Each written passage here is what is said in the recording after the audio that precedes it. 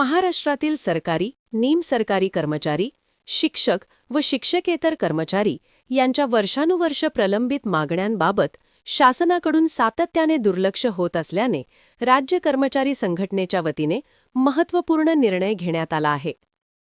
सुमारे 17 लाख कर्मचारी, शिक्षक आणि शिक्षकेतर कर्मचारी 21 एप्रिल 2026 पासून बेमुदत संपावर जाणार आहेत.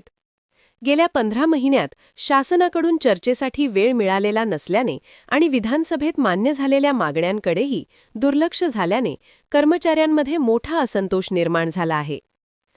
7 वेळा लक्षवेधी आंदोलन करूनही मुख्यमंत्र्यांची भेट घेण्याचा प्रयत्न झाला तरीही सकारात्मक प्रतिसाद मिळाला नाही. यामुळे सरकारी, निमसरकारी, शिक्षण विभागातील कर्मचारी आणि शिक्षक 21 एप्रिलपासून अनिश्चित काळाचा संप सुरू करण्याच्या तयारीत आहेत. या संपामागील मुख्य 18 मागण्या अशा आहेत. सुधारित राष्ट्रीय निवृत्तीवेतन योजनेची तत्काळ विस्तृत अधिसूचना जारी करावी. सरकारी कर्मचारी, निमसरकारी कर्मचारी आणि शिक्षण विभागातील शिक्षक, शिक्षकेतर कर्मचाऱ्यांच्या सेवासंबंधी समस्यांवर मुख्यमंत्री स्तरावर 2 महिन्यातून एकदा नियमित चर्चासत्र घेण्यात यावे.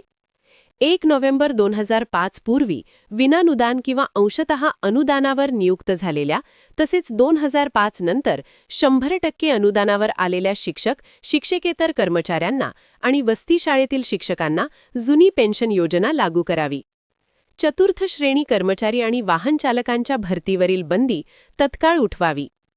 शिक्षक व शिक्षकेतर कर्मचाऱ्यांना 10वी, 20वी आणि 30वी वर्ष सेवा पूर्ण झाल्यानंतर आश्वासित प्रगती योजना लागू करावी. नगर परिषदा आणि नगरपंचायतींचा 2005 पासूनचा आकृतीबंध तयार करावा आणि ग्रामपंचायतीतील कायम कर्मचाऱ्यांचे नियमितीकरण करावे.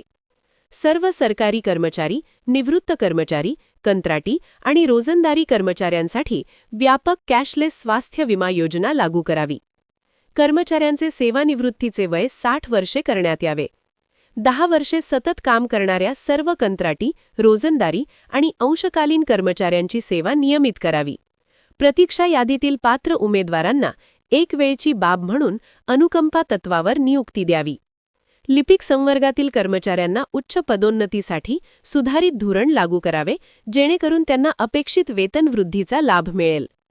PFRDA कायदा रद्द करावा आणि फंड मॅनेजरकडे जमा झालेली रक्कम राज्य सरकारला परत करावी. कर्तव्य बजावताना कर्मचाऱ्यांवर होणाऱ्या हिंसक हल्ल्यांविरुद्ध कठोर कारवाईसाठी IPC कलम 353 मध्ये दुरुस्ती करून ते जामीनपात्र करण्यात यावे. सर्व संवर्गातील रिक्त पदे भरण्याचा वेग वाढवावा. चतुर्थ श्रेणी कर्मचाऱ्यांच्या पाल्यांना नियुक्ती देण्यासाठी 1981च्या शासन निर्णयाची पुनर्स्थापना करावी. सेवा नियम आणि आकृतीबंध अद्याप मंजूर न झालेल्या विभागांना विहित मुदतीत मंजुरी देण्यात यावी. शिक्षकांचे जीवन उद्ध्वस्त करणारा 15 मार्च 2026चा संच मान्यतेचा शासनादेश पुनर्विचार करावा. तसेच नवीन राष्ट्रीय शिक्षण धोरणाचा पुनर्विचार करावा. या सर्व मागण्यांकडे शासनाने गांभीर्याने लक्ष देऊन लवकरात लवकर चर्चा करावी आणि कर्मचाऱ्यांच्या न्याय्य मागण्या मान्य कराव्यात अशी अपेक्षा राज्य कर्मचारी संघटनेने व्यक्त केली आहे. अन्यथा 21 एप्रिलपासून राज्यातील सरकारी कार्यालये, शाळा आणि निमसरकारी संस्थांवर मोठा परिणाम होईल. ही बातमी सर्व वेतनधारकांसाठी अत्यंत महत्त्वाची आहे. अधिकृत अपडेट्ससाठी संबंधित संघटनेच्या सूचना पाहाव्यात.